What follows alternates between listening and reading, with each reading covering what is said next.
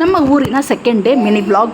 ಬೆಳಗ್ಗೆ ಎದ್ದಿದ ತಕ್ಷಣ marriage photos ನೋಡಿದ್ರೆ ತುಂಬ ಖುಷಿಯಾಗುತ್ತೆ ನನಗೆ. ಸೊ ಫೋಟೋಸ್ ನಂಗೆ ತುಂಬ ಇಷ್ಟ. ಯಾರೋ ಗಿಫ್ಟ್ ಕೊಟ್ಟಿದ್ದು ನಮ್ಮ ಯಜಮಾನ್ರಿಗೆ. ಸೊ ಬೆಳಗ್ಗೆ ಎದ್ದಿದ ತಕ್ಷಣ ಒಂದು ಚೊಂಬು ಫುಲ್ಲು ಬಿಸಿನೀರು ಕುಡ್ದು ಈಚೆ ಕೂತ್ಕೊಳ್ಳೋ ಅಷ್ಟರಲ್ಲಿ ನನ್ನ ಚಿಕ್ಕ ಮಗ ಎದ್ದು ಹತ್ತಿ ಅವ್ನು ಎತ್ಕೊಂಬಂದು ಸ್ವಲ್ಪ ಸಮಾಧಾನ ಮಾಡಿ. ಸೊ ಬೆಳಗ್ಗೆನೇ ನೀರು ಒಲೆ ಹಚ್ಚಕ್ಕೆ ಹೇಳಿದ್ರು ನಮ್ಮತ್ತೆ. ಇಲ್ಲಿ ಬಂದ್ರೇ ಈ ಪಾತ್ರೆಯಲ್ಲಿ ಬಿಸಿ ಬಿಸಿಯಾಗಿ ಹೊಲೆ ನೀರು ಕಾಯಿಸಿ ಅದ್ರಲ್ಲಿ ಹುಯ್ಕೊಳ್ಳೋ ಅಂಥ ಮಜಾನೇ ಬೇರೆ, ತುಂಬಾ ಚೆನ್ನಾಗಿರುತ್ತೆ. ಇಲ್ಲಿ ಬಂದರೆ ಆ ಎನ್ವಿರಾನ್ಮೆಂಟು, ಇದರಲ್ಲಿ ಹುಯ್ಕೊಳ್ಳೋ ಅಂಥ ನೀರು ಅದೆಲ್ಲ ನಂಗೆ ತುಂಬಾ ಇಷ್ಟ. ಊರಿಗೆ ಬಂದರೆ ನಮ್ಮತ್ತೆಗೆ ನೆನ್ನೆ ರಾತ್ರಿನೇ ಹೇಳಿದ್ದೆ, ಮುದ್ದೆ ಮಾಡಿ ಹೀರೆಕಾಯಿ ಚೆನ್ನಾಗಿ ಬೇಯಿಸ್ಬಿಟ್ಟು ಮಸಿತಾರೆ, ಅದನ್ನು ಮಾಡೋತ್ತೆ ನಂಗೆ ಇಷ್ಟ ಅಂತ ಹೇಳ್ಬಿಟ್ಟು.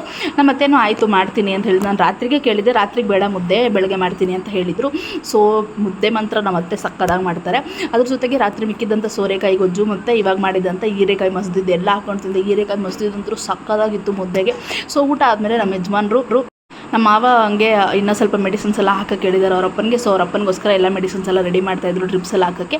ಸೊ ಹಾಗೆ ನಮ್ಮ ಅತ್ತೆ ಸಂಜೆ ಹಂಗೆ ಬಂದರು. ಮೆಣಸಿನ್ಕಾಯಿ ಎಲ್ಲ ಹಣ್ಣಾಗಿಬಿಟ್ಟಿತ್ತು ಅಂತ ತೋಟದಲ್ಲಿ ಹೋಗಿ ಎಲ್ಲ ಕಿತ್ಕೊಂಡು. ಮುಳ್ಳಿಂದು ಈ ಬದನೆಕಾಯಿ ತುಂಬಾ ರುಚಿಯಾಗಿರುತ್ತೆ. ಇದು ಇವಾಗೆಲ್ಲ ಅಷ್ಟಾಗಿ ಬರೋದೇ ಇಲ್ಲ ಈ ಬದನೆಕಾಯಿ ಮತ್ತು ಹಣ್ಣಾಗಿರೋಂಥ ಮೆಣಸಿನ್ಕಾಯಿ ಒಂದು 2 ಮೂಟೆ ಆಗಿತ್ತು. ಅದನ್ನೆಲ್ಲ ಕಿತ್ತಿ ಬೆಳಗ್ಗೆಯಿಂದ ಸಂಜೆವರೆಗೂ ಸಂಜೆನೇ ಬಂದಿದ್ದು ನಮ್ಮತ್ತೆ.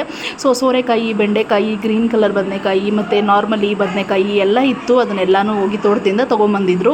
ನೋಡೋಕ್ಕೆ ತುಂಬ ಖುಷಿಯಾಗಿತ್ತು. ವೀಡಿಯೋಸಲ್ಲಿ ಇದನ್ನೆಲ್ಲ ನೋಡ್ತಾ ಇರ್ತೀನಿ ನಾನು. ಇದು ನಿಜವಾಗ್ಲೂ ಈ ಥರ ತೊಗೊಬರೋದು ಖುಷಿ ಆಯಿತು.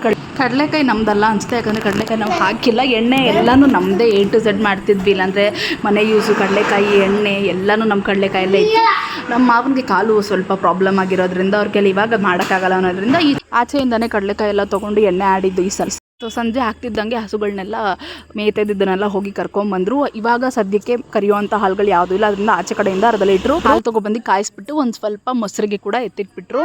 ಸೊ ಹಾಗೆ ಸಂಜೆ ಆಯಿತು. ಸಂಜೆಯಿಂದ ಪಾರ್ಟ್ 2 ಮಿನಿ ಬ್ಲಾಗ್ ನಾಳೆ ಹಾಕ್ತೀನಿ. ನಮ್ಮ ಚಾನಲ್ನ ಸಬ್ಸ್ಕ್ರೈಬ್ ಮಾಡ್ಕೊಳ್ದಿರೋರೆಲ್ಲ ಮರಿದರೆ ಸಬ್ಸ್ಕ್ರೈಬ್ ಮಾಡ್ಕೊಳ್ಳಿ. ನೆಕ್ಸ್ಟ್ ವಿಡಿಯೋ ನಾಳೆ ಅಪ್ಲೋಡ್ ಮಾಡ್ತೀನಿ. Thank you for watching.